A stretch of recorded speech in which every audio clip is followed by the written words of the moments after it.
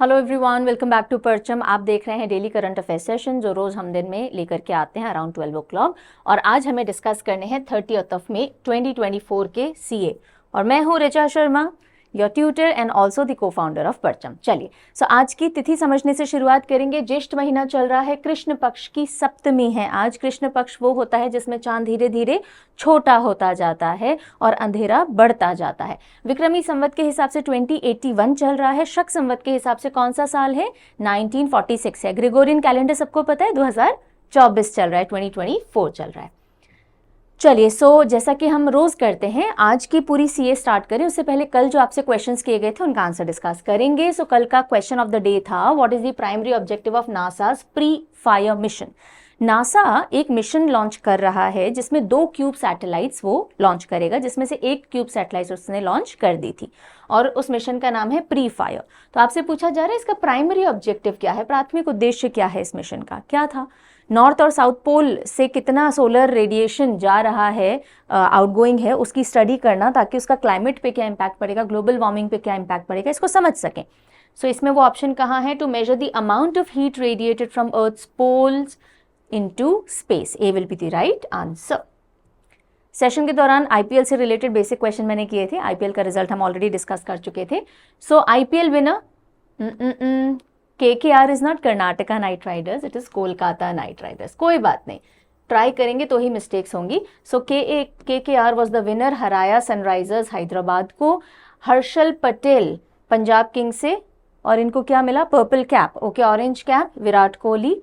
These were the few questions. मैंने आपसे पूछा था ऑरेंज कैप किसको मिला है, रनर अप कौन है, आईपीएल विनर कौन है। These were the right answers. चलिए आज की कहानी शुरू करेंगे। गोवा को स्टेटहुड मिल गया उसके सेलिब्रेटरी न्यूज के साथ में। आज है गोवा का स्टेटहुड डे, 30 मई को, मई 30। तो मैं जब 30 साल की होंगी ना तब पक्का गोवा जाऊंगी, पहले जाने को नहीं मिल रहा है। मैं ऑल्दो बहुत लेट गई, मैं तो 30 में भी नहीं गई, बट याद करवाने के लिए, मैं जब 30 साल का होऊंगा ना तब तो कोई नहीं रोकेगा ना मुझे, तब मैं आराम से गोवा जाके पार्टी करूंगा। और मैं से मई आ जाएगा। मई 30 is statehood day of Goa. Goa में किनका राज चल रहा था भाई, जिनसे हमने आज़ादी दिलाई थी ऑपरेशन विजय के तहत? पोर्टुगीज रूल चल रहा था। ठीक है, तो कहानी शुरू होती है करीब 1510 में, जब आदिल शाह ऑफ बीजापुर को हरा करके अल्फोंसो दे एल्बुक्वर्क जो हैं वो कॉन्कर करते हैं गोवा को, और अगले 400 साल तक गोवा पोर्टुगीज शासन के अंडर में रहता है। और फिर इंडियन गवर्नमेंट जो है वो रिक्वेस्ट करती है पोर्टुगीज गवर्नमेंट को कि भैया ब्रिटिशर्स भी जा चुके हैं, आप भी जाइए चलिए। बट पोर्टुगीज रिफ्यूज कर देते हैं। तो फिर चलाया जाता है ऑपरेशन विजय 1961 के अंदर, और जो भी एनेक्स टेरिटरीज थी, दमन एंड दीव आइलैंड की भी और गोवा की भी, उनको इंडियन मेनलैंड का हिस्सा बनाया जाता है।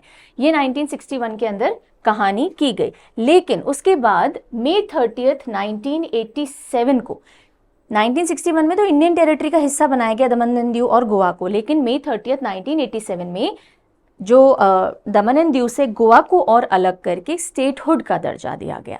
ठीक है, और 25th state of Republic of India के तौर पे एग्जिस्टेंस में गोवा कब आया? 30 मई 1987 को आया। और इसी दिन को हम स्टेटहुड डे ऑफ गोवा की तरह ऑब्जर्व करते हैं, सेलिब्रेट करते हैं। ठीक है, पणजी को इसकी कैपिटल बनाया गया और कोंकणी इसकी ऑफिशियल लैंग्वेज डेजिग्नेट की गई। क्लियर? चलो अब कुछ स्टेट सिंबल्स देख लेते हैं गोवा के। गोवा का जो स्टेट एनिमल है वो है गौर या बाइसन। जो स्टेट बर्ड है वो ये येलो बुलबुल है। येलो बुलबुल जिसके इधर नेक पे आपको कुछ रूबी थ्रोट दिख रही है, रूबी कलर की थ्रोट, तो Ruby throated yellow Bulbul. State tree is मटी, जिसे क्रोकोडाइल बार्क ट्री भी कहा जाता है। इसकी जो बार्क है ना, ऐसे क्रोकोडाइल जैसे स्केल्स जैसी लगती है, इस तरह से इसकी बार्क के ऊपर बने हुए रहते हैं। ठीक है, इसको क्रोकोडाइल बार्क ट्री भी कहा जाता है। और state flower is red jasmine, this one. Got it? अब आप मुझे सीएम और गवर्नर बता दो। मैंने 4 चीजें बता दी, 2 चीजें आप बताओगे। Who is the chief minister of Goa and who is the governor of Goa? Write down in the comment section. चलिए आज ही के दिन यानी 30 मई को एक और इम्पॉर्टेंट डे आता है, और वो क्या है? हिंदी पत्रकारिता दिवस, हिंदी जर्नलिज्म डे। राइट, और सबसे पहला हिंदी न्यूज़पेपर जो पब्लिश किया गया था इंडिया में वो कौन सा था? उदंत मार्तंड था, और ये इंपॉर्टेंट है, ध्यान रखेंगे। सो भाई गोवा लिबरेट हुआ या गोवा को स्टेटहुड मिला है 30 मई को। ये न्यूज़ आपने कहाँ पढ़ी? आपने एक हिंदी न्यूज़पेपर में पढ़ी, तो दोनों को आप एसोसिएट कर सकते हैं। हिंदी जर्नलिज्म डे आता है 30 मई को। हिंदी जर्नलिज्म और जर्नलिस्ट के कंट्रीब्यूशन को याद करने के लिए, उनको सेलिब्रेट करने के लिए दिन मनाया जाता है। Udant Martand, first Hindi newspaper to be published in India. और कब पब्लिश हुआ था? 30 मई से कोई ना कोई संबंध होगा, है ना, तभी 30 मई को हम ऑब्जर्व करते हैं। सो 30 मई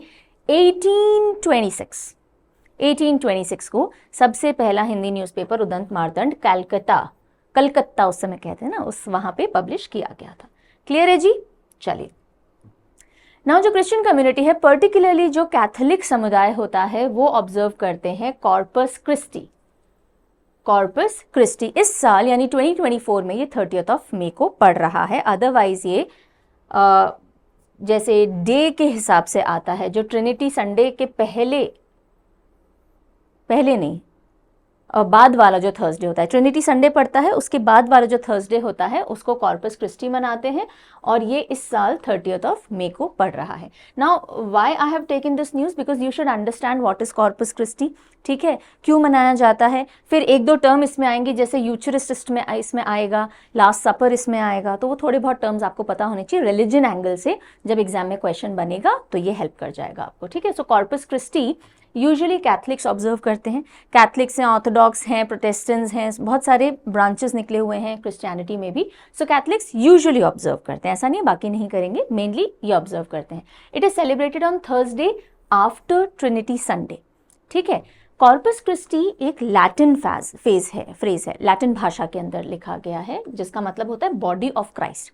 अगर आपको पता हो कि लास्ट सपर बहुत ज़्यादा पॉपुलर है, जब जीसस क्राइस्ट को क्रॉस पे लटकाया गया था, उससे पहले लास्ट सपर यानी उन्होंने बैठ करके एक फीस्ट किया था अपने लोगों के साथ में, ब्रेड खाई थी, कुछ वाइन पी थी।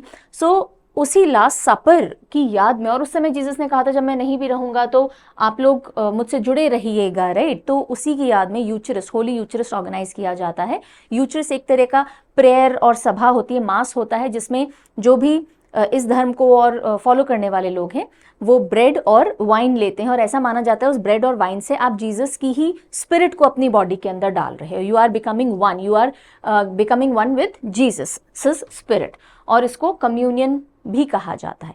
आप यूनियन में आ रहे हो विद जीसस। समझ में आ गई बात? और ये सब कॉर्पस क्रिस्टी के दौरान सेलिब्रेट किया जाता है। You got the crux? So it commemorates last supper, जिसमें जीसस क्राइस्ट ने ब्रेड और वाइन शेयर की थी अपने डिसाइपल्स के साथ, और उनको इंस्ट्रक्ट किया था कि मेरी रिमेम्बरेंस में रहना, याद में रहना मेरी, ओके। एंड होली यूचरिस्ट इस दिन डेडिकेट किया जाता है, बड़ा मास होता है, ब्रेड और वाइन जो भी लोग हैं चर्च के वो लेते हैं, और इसको कम्युनियन के तौर पे देखा जाता है। Got it? सो कौन सा समुदाय है जो कॉर्पस क्रिस्टी ऑब्जर्व करता है? क्राइस्ट से क्रिस्टी समझ में आएगा। सो क्रिश्चियंस करते हैं, उसमें भी पर्टिकुलरली कैथलिक्स करते हैं। होली यूचरिस्ट समझ में आ गया आपको? चलो, सो ये इंपॉर्टेंट डेज से रिलेटेड हमने सारी बातें कर ली। आगे न्यूज़ पे बढ़े उससे पहले नए बच्चों, वेलकम टू द प्लेटफॉर्म। और आपके लिए ये एक इन्फॉर्मेशन बता देते हैं कि जो भी हम डेली पढ़ते हैं उसका PDF आपको फ्री ऑफ कॉस्ट अवेलेबल होता है परचम के टेलीग्राम और ऐप पे। ठीक है, वहाँ से आप ले सकते हो। और बाकी अगर कोई भी PDF आपको चाहिए, जो भी कुछ आप पढ़ते हो, then you have to go to this parchamclasses.in website. ये वेबसाइट है, यहाँ जा सकते हो। ओके, कोई भी कोर्सेज या सब्सक्रिप्शन चाहिए तो परचम ऐप पे आपको मिल जाएंगे, जैसे कि कुछ एग्जाम्पल मैंने यहाँ लगा रखे हैं। ज़्यादा जानकारी इस वीडियो में मैं आपको नहीं दूंगी, बिकॉज हम यहाँ पढ़ाई पे फोकस करेंगे।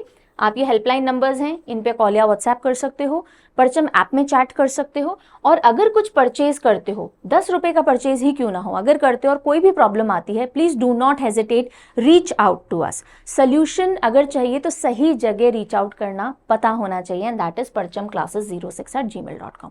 ठीक है, team will be helping you. ये डेज और टाइमिंग का थोड़ा ध्यान रखेंगे।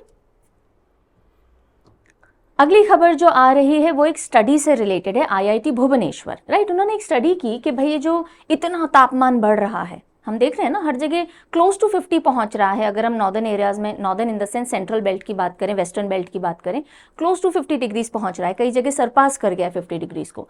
सो IIT भुवनेश्वर के रिसर्चर्स ने एक स्टडी की, और उसमें उन्होंने एक बात बोली है कि जो अर्बनाइजेशन है, यानी जो आप ये रोड्स बनाते हो, बिल्डिंग्स बनाते हो, ये काफ़ी हद तक रिस्पॉन्सिबल है इस हीटिंग के लिए।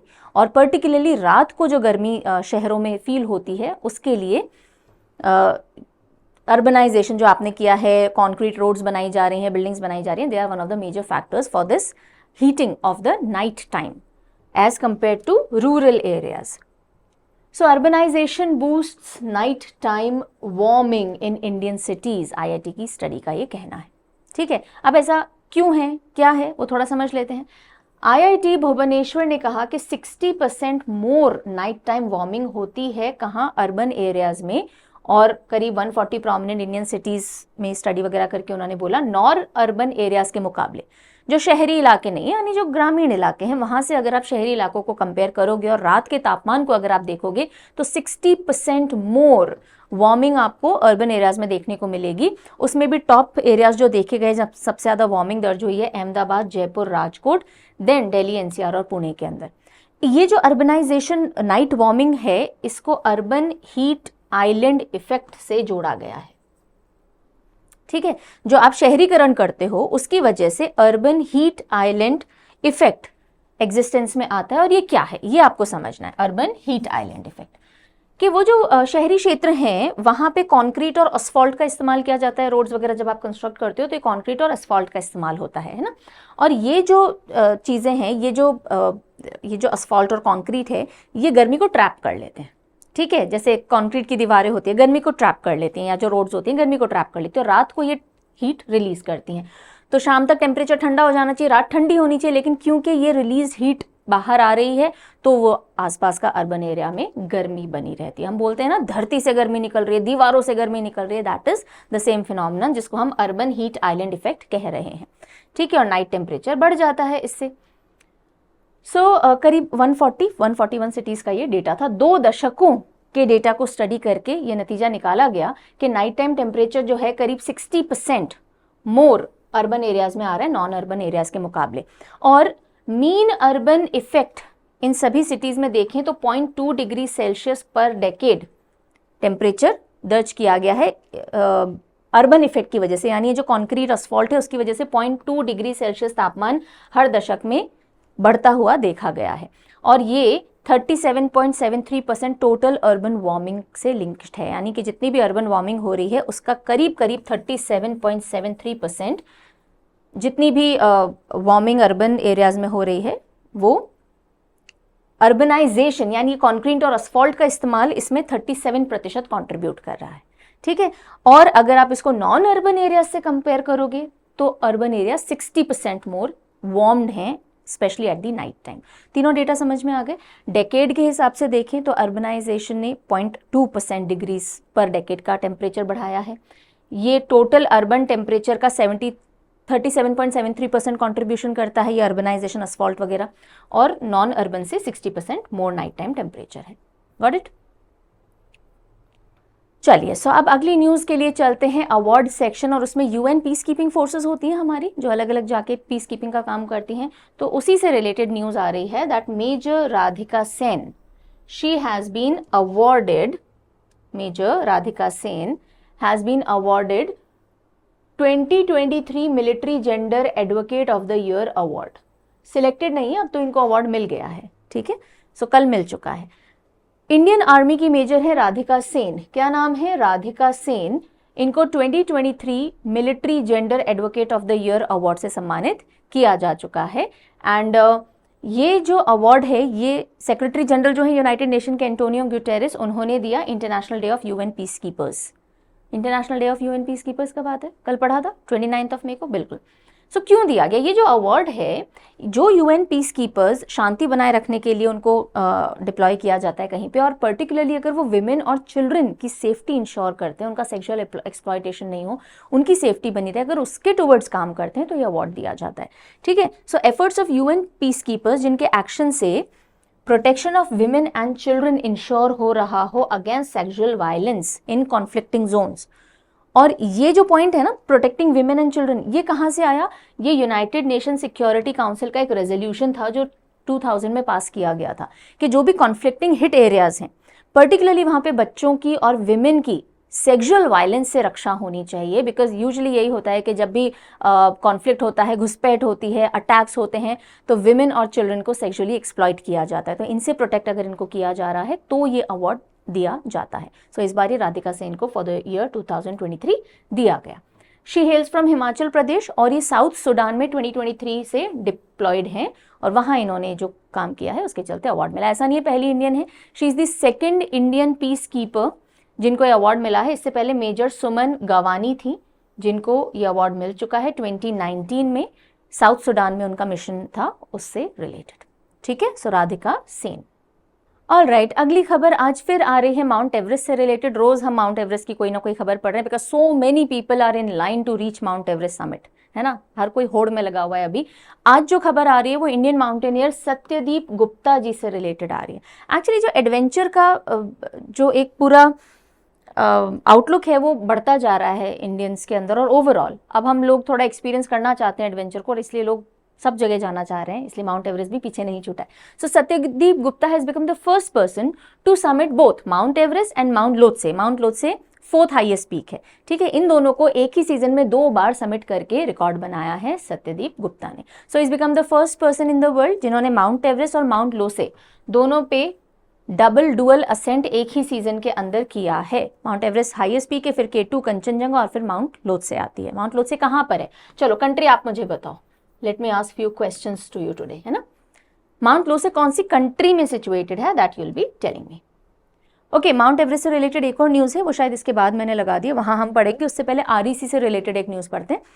REC जो कि जो हमारे रीन्यूएबल एनर्जी के प्रोजेक्ट्स होते हैं उनको फंड करने का काम करती है। Basically new and renewable energy के जो भी प्रोजेक्ट्स होते हैं वो REC नोडल कंपनी की तरह उन प्रोजेक्ट्स के लिए रिस्पॉन्सिबल होती है और जो इस क्षेत्र में प्रोजेक्ट्स होते हैं उनको फाइनेंसिंग देने का भी काम करती है। तो REC ने जीता है एक award, sustainability champion editors choice award, editors choice sustainability champion award इसने जीता है। कहाँ पे? Outlook planet sustainability summit and awards 2024 में। इसको आउटलुक ग्रुप और IIT गोवा ने मिलकर के ऑर्गेनाइज किया था। तो REC ने अवार्ड जीता है सस्टेनेबिलिटी चैंपियन का। क्यों? क्योंकि इसके सस्टेनेबिलिटी इनिशिएटिव्स हैं ग्रीनर फ्यूचर के लिए, न्यू रिन्यूएबल एनर्जीज पे काम करती है ये, ठीक है। तो REC ध्यान रखेंगे। ये रहा एक और माउंट एवरेस्ट से रिलेटेड न्यूज़। एक NRI कपल है, NRI non resident Indian couple हैं। कहाँ रह रहे हैं ये? US में रह रहे हैं, बट दे आर NRIs यानी इंडिया के रेजिडेंट जो अब इंडिया में नहीं रहते। ओके, इंडिया के रेजिडेंट रहा करते थे, अब नहीं रहते, NRI। सो इन्होंने ये फर्स्ट सिख पेयर बन गए हैं, फर्स्ट सिख पेयर जिन्होंने माउंट एवरेस्ट को स्केल कर लिया है, ठीक है। ये एक न्यूज़ है। नाम क्या है इनका? Harpreet Singh Cheema and Navneet Kaur Cheema. So these are the Sikh couple जिन्होंने माउंट एवरेस्ट को फतेह किया और पहले ऐसे सिख कपल बन गए हैं टू स्केल माउंट एवरेस्ट। चलिए अगली खबर के लिए अब हम चलते हैं। DRDO ने जो एक सक्सेसफुल परीक्षण किया है किसी एक मिसाइल का, कौन सी वो मिसाइल है, क्या उसके फीचर्स हैं, let us see that. India successfully test fires Rudra M2। कौन सी मिसाइल है? रुद्रा M2। ये वो मिसाइल है जो कि एयर टू सरफेस मिसाइल है। आप किसी प्लेन से आप इसको छोड़ते हो, किसी एयरक्राफ्ट से इसको छोड़ते हो और धरती पे जाके ये हिट करती है। So air to surface missile है रुद्रा M2 जिसका सक्सेसफुल परीक्षण DRDO defence research and development organisation ने Odisha off the coast, Odisha Chandipur में किया। सुखोई 30 फाइटर जेट से इसको ड्रॉप किया गया जो कि इंडियन एयरफोर्स का एक एयरक्राफ्ट है, ठीक है। यहाँ तक की बात समझ में आ गई। सो रुद्रा M2 किस तरह की मिसाइल है? एयर टू सरफेस मिसाइल है। इंडिजिनसली डेवलप किया गया है इसको। Solid propelled air launch missile system है। सॉलिड प्रोपेल्ड यानी सॉलिड फ्यूल से प्रोपेल होती है ये। एयर टू सरफेस है और काफ़ी टाइप के एनिमी एसेट्स को ये न्यूट्रलाइज कर सकती है। इसकी खास बात क्या है? ये जो Rudra M series of missile है ना, पहले रुद्रा M1 लॉन्च टेस्ट हो चुकी है, अब ये M2 है। सो ये जो रुद्रा सीरीज की मिसाइल है ये first indigenous anti radiation missiles हैं।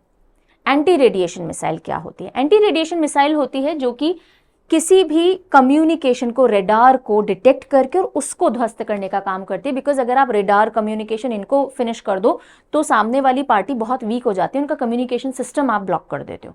सो anti radiation missile are design to detect, track, neutralize सामने वाले के रेडार, कम्युनिकेशन एसेट और रेडियो फ्रीक्वेंसी सोर्सेस को।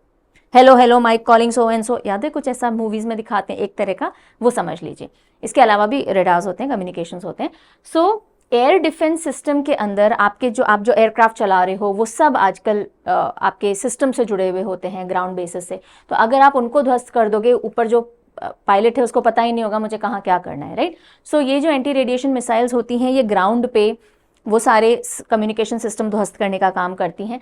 अगर एक बार आपने रुद्रा मिसाइल को छोड़ दिया और जिस टारगेट को लॉक करके आपने छोड़ दिया कि XYZ पॉइंट पे यहाँ आकर के आपको हिट करना है यहाँ से, अब अगर यहाँ से रेडिएशन सोर्स को आप स्विच ऑफ भी कर दो, किसी ने यहाँ से कम्युनिकेशन स्विच ऑफ कर दिया कि कोई रेडिएशन बाहर नहीं निकले, तो भी आकर के ये इस पे अटैक कर सकती है। इस तरह की ये हाई प्रिसिजन मिसाइल्स होती हैं। More than 100 kilometre operational range इनकी है, ठीक है। तो ये रुद्रा M है और रुद्रा M2 का सक्सेसफुल टेस्ट फायर कर लिया गया है।